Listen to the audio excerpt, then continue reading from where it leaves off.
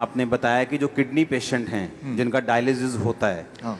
वो किस तरह से डायलिसिस से बच जाते हैं और किडनी जो है प्रॉपर वापस हील हो जाती है, क्योंकि मोस्टली हमने देखा है कि जिसकी किडनी खराब हो गई वो ट्रांसप्लांट ही कराता है या मर जाता है। ये एक इम्पॉर्टेंट बात है जो मैं आपको बताना चाहता हूँ ताकि आप इसको उन लोगों तक पहुँचाएं जिनको इसकी ज़रूरत है। ऐसे बहुत सारे लोग हैं लाखों में जो हर दूसरे दिन या तीसरे दिन डायलिसिस कराते हैं। पहले तो समझना पड़ेगा डायलिसिस क्या है। बहुत ही सिंपल है, आधे मिनट में समझ जाएंगे। आप जो भी कुछ खाते हैं पीते हैं उसमें कुछ चीज़ें बॉडी उपयोग में लाता है, एनर्जी में कन्वर्ट करता है, कुछ चीज़ें बॉडी यूज़ नहीं कर पाता है, तो आप यूरिन पेशाब के रास्ते उनको बाहर फेंक देते हैं। तो वो पेशाब कैसे बनता है, वो किडनी का काम होता है। उसके अंदर वो सारी चीज़ें हैं पेशाब में जो बॉडी को नहीं चाहिए, तो बॉडी ने उसको बाहर भेज दिया। क्रेटनाइन है, यूरिया है, यूरिक एसिड है, ऐसे बहुत सारी चीज़ें, छोटे मोटे प्रोटीन हैं अलग अलग तरह के जो बॉडी को नहीं चाहिए, तो बॉडी ने पेशाब किया। आप बोलेंगे अरे मुझे पेशाब आ रहा है, तो वो किडनी ने बाहर भेजने का तैयारी कर ली है और आप गए और आपने अपने आप को हल्का, ये तो हुआ नॉर्मल।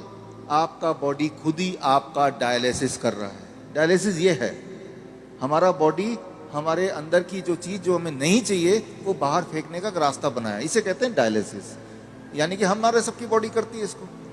अगर वो करना बंद कर दे, किडनी अपना काम करना बंद कर दे, अब जब मैं पानी पी रहा हूँ और बॉडी को उनमें से कई सारी चीज़ नहीं चाहिए लेकिन बाहर का रास्ता बंद है, तो बॉडी क्या करेगा, गुब्बारे की तरह, बैलून की तरह उस पानी को, उस फ्लूइड को बॉडी में ही इकट्ठा होता रहेगा। ऐसे लोगों के पैर आप देखेंगे हाथी की तरह हो जाते हैं, सूज जाते पैर, हाथ सूज जाते हैं, पैर हाथ सूज जाते हैं, गले मुंह सूज जाता है। तो क्या है, उनका जो यूरिन आउटपुट है, पेशाब या तो कम हो गया है या खत्म हो गया है। अगर आपसे बोले एक दिन बिना पेशाब किए रहना है, इम्पॉसिबल। कितना दर्दनाक हो सकता है। और ऐसे लोग फिर मशीन की मदद लेते हैं। वो मशीन वो खींचता है खून में से वो ऐसे पानी जो खराब है और निकाल के बाहर करता है। इसका मतलब हर दूसरे दिन उसको ऐसा करना पड़ता है और दूसरे दिन तक बॉडी में पानी जमा रहता है। और जबकि बॉडी में पानी जमा रहेगा तो उसका हार्ट के ऊपर भी बोझ है, लंग्स के ऊपर भी बोझ है। हर दिन वो कमजोर होता जा रहा है, हर दिन वो मरता जा रहा है, डायलिसिस कराने के बावजूद भी या डायलिसिस कराने की वजह से भी, क्योंकि डायलिसिस भी किडनी को और फर्दर खराब करती है। तो अब आपको समझ आ गया कि प्रॉब्लम क्या है, डायलिसिस किसे कहते हैं, किडनी खराब होना किसे कहते हैं। ऐसे लोगों को पहचानेंगे कैसे, आप जब देखेंगे। हम कैसे पहचानते हैं ऐसा पेशेंट को, कोई रिपोर्ट की ज़रूरत नहीं है मुझे, आपको भी ज़रूरत नहीं है। आप सिर्फ ऊपर से नीचे देखेंगे, अगर पैर हाथ में सूजन है थोड़ा बहुत भी, तो समझ लीजिए कि किडनी फेलियर की तरफ आप बढ़ चुके हैं। लेकिन घबराने की बात नहीं है। पहली बात, जब सूजन होती है बॉडी में, पानी जम जाता है तो सांसें भी नहीं ले पाता है, मुश्किल से लेता है, तो ये भी गड़बड़ है। वो चलता है थक जाता है, ये भी गड़बड़ है। तो ये तो हो गया। अब करना क्या है, सोल्यूशन क्या है, आपके बॉडी के अंदर से पानी को निकालना है। उसके लिए बड़ा आसान गॉड का दिया हुआ सोल्यूशन आपके पास ही है इसी वक्त। तीसरा kidney, third kidney. Third kidney किसे कहते हैं, आपका स्किन, सबसे बड़ा बॉडी का ऑर्गन। स्किन में देखेंगे छोटे छोटे छेद हैं, है ना। तो ये जो छेद हैं, ये छेद से पसीना निकलता है। आप पसीने का एक बूंद लीजिए, पेशाब का एक बूंद लीजिए, दोनों को लैब में ले जाइए। अब पूछिए कि इसमें क्या है। पेशाब के एक बूंद में क्रेटनाइन, यूरिया, यूरिक एसिड, वो सारा कुछ मिलेगा जो पसीने के एक बूंद में मिलेगा। अच्छा, हाँ, यानी कि पसीना और पेशाब सेम है, अलग अलग नहीं है, बिल्कुल सेम है। केमिकल कॉम्पोजिशन दोनों का सेम है। उसमें भी सोडियम है, उसमें भी सोडियम है, उसमें भी पोटेशियम, उसमें भी पोटेशियम है। आपका पसीना एक तरह से बॉडी का पेशाब का ही एक और फॉर्म है। आपका जो स्किन है, ये भी भगवान का बनाया हुआ इमरजेंसी किडनी है, इमरजेंसी किडनी।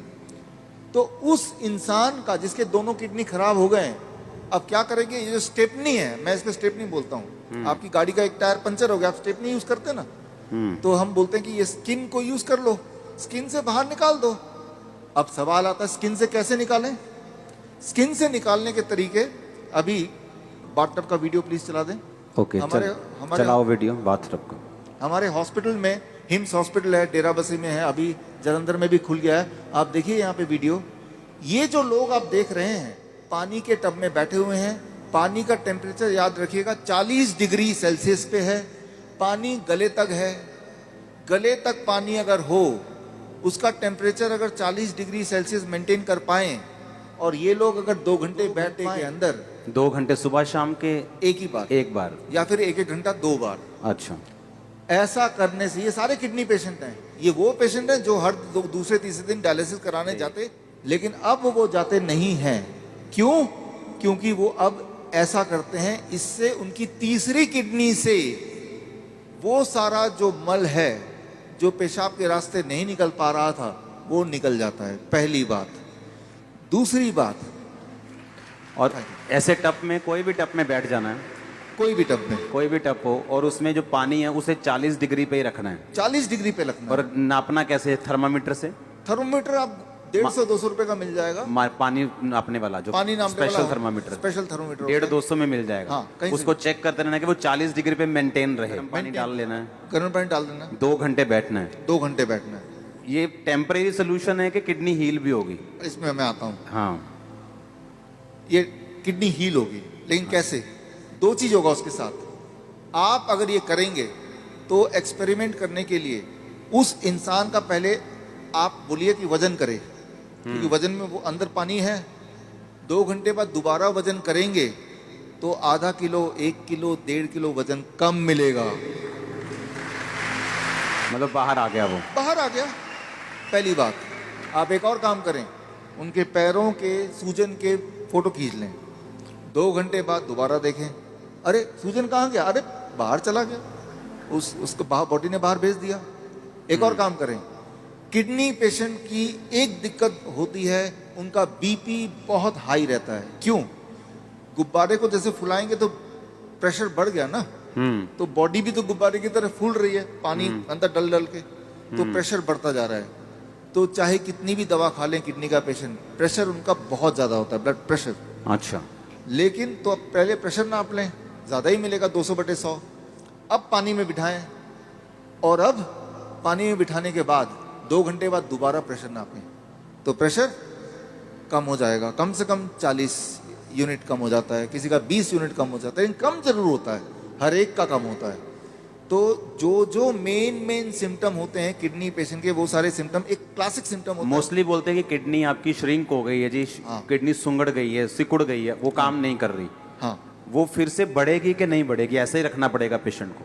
ये बड़ा इंटरेस्टिंग है। ये सवाल बहुत सारे पेशेंट ठीक होने के बाद भी पूछते हैं। ठीक होना कैसे पता चल गया? कि अब उनको ये करने की जरूरत नहीं है। 3 महीना लगातार करने के बाद अब करने की जरूरत ही नहीं है। अब पेशाब भी नॉर्मल हो रहा है, सूजन भी नहीं आ रही है, ब्लड प्रेशर भी नॉर्मल है, यानी ठीक हो गया। लेकिन वो क्रिएटिनिन और यूरिया, क्रिएटिनिन भी नॉर्मल आ गया, यूरिया भी नॉर्मल आ गया, यूरिक एसिड भी नॉर्मल है, सारा कुछ नॉर्मल हो गया, हाँ, ब्रीदिंग भी नॉर्मल है। साइज किडनी का। अब आता है साइज। तो साइज के लिए वो बोलता है, तो डीटीपीए स्कैन करने बोलते हैं। हालांकि हम रिकमेंड नहीं करते, लेकिन स्कैन कराते हैं। तो पहले वाला साइज उसके पास था, पहले भी स्कैन कराया था, 3 महीने बाद दोबारा स्कैन कराते हैं, वो साइज बढ़ी हुई दिखाई देती है। मतलब वो किडनी जो है वो बढ़ चुकी है, बढ़ चुकी है, फिर से साइज उसका अच्छा हो रहा है। अच्छा हो गया। और ये ये स्कैनिंग बताती है, वो स्कैन पहले और बाद के वो किताब में है। और ये किताब मैं चाहता हूँ कि आपके हाथों से इसका लॉन्च हो जाए। हाँ, ठीक है। हाँ, और ये जो किताब को बनाने में, ऑब्जर्वेशन स्टडी में जिन्होंने मुख्य भूमिका निभाई है, हमारे डॉक्टर संजीव सूद जी हैं। आप भी एक बार आ जाएं। डॉक्टर गगन है, ये भी आ जाएं। दयानंद आयुर्वेदिक कॉलेज में इन्होंने हमारे साथ मिलके हमें मदद करते हुए इस चीज़ को दुनिया तक पहुंचाने के लिए काम किया। प्लीज़ आ जाएं। डॉक्टर अनु प्लीज़ कम। किताबें और भी हैं, 2 ले आते हैं। इसका नाम है प्रत्यारोपण, यानी किडनी ट्रांसप्लांट का अंत। आपकी खुद की किडनी ही काम करेगी, किसी और की किडनी की कोई आवश्यकता नहीं है। भगवान का दिया हुआ किडनी उसी को स्टार्ट करना है, उसी को काम करना है। तारीफ करो सब। Thank you, thank you, thank you. अच्छा, हमने कितने ऐसे लोग आपके लोग मोहल्ले में ऐसे आपने देखे होंगे जो किडनी डायलिसिस नहीं करा सकते, मर जाते हैं। देखे कि नहीं देखे? चर्च में हील होते हैं हमने देखे हैं, लेकिन जो बहुत से लोग हैं जो यीशु मसीह को नहीं जानते हैं, हमने हॉस्पिटल्स में देखा है। मेरे फ्रेंड्स हैं जो हॉस्पिटल्स चलाते हैं चैरिटेबल, वो बताते हैं कि किडनी पेशेंट किस तरह से आते हैं और उनके पास मशीन्स स्ट्रक्चर नहीं है और लोग ऐसे ही मर रहे हैं। और देखो जब जब डाइट का जिक्र होता है तो यकीन नहीं होता कि डाइट से कैसे कोई हील हो सकता है, और ये भी यकीन नहीं हो रहा कि बाथटब में बैठ के या ऐसे ऐसे करके कैसे कोई हील हो सकता। और उसको किडनी पेशेंट को सेम DIP डाइट प्लस ये जो मैंने बताया, ये 2 घंटे बैठना है। 2 घंटे बैठना है। कई बार लोग 2 घंटे नहीं बैठ पाते, तो 1 घंटा करके 2 बार बैठ लिया। कई बार 1 घंटा भी नहीं बैठ पाते, चलो 40-40 मिनट करके 3 बार बैठ गए। 2 घंटे का आपको रूटीन पूरे दिन भर में 2 घंटे बैठते हैं ना, तो यहाँ से जितने पोर्स हैं तब जाके पूरा निकलता है। ये एक रूटीन बनता है। और 3 महीने बाद फिर उसकी किडनी अपने आप काम भी करना शुरू करती है। अपने आप काम करना शुरू करती है, तो फिर ये बंद कर देना है। डाइट चलेगा जिंदगी भर, डाइट चलेगी, हाँ, इसको बंद कर देना है। ये बंद हो जाएगा, ये बंद हो जाएगा और पेशेंट नॉर्मल रहेगा। पेशेंट अब वो पेशेंट ही नहीं है, अब वो पेशेंट नहीं है। अब पेशेंट नहीं है, वो आप और हम जैसे हैं।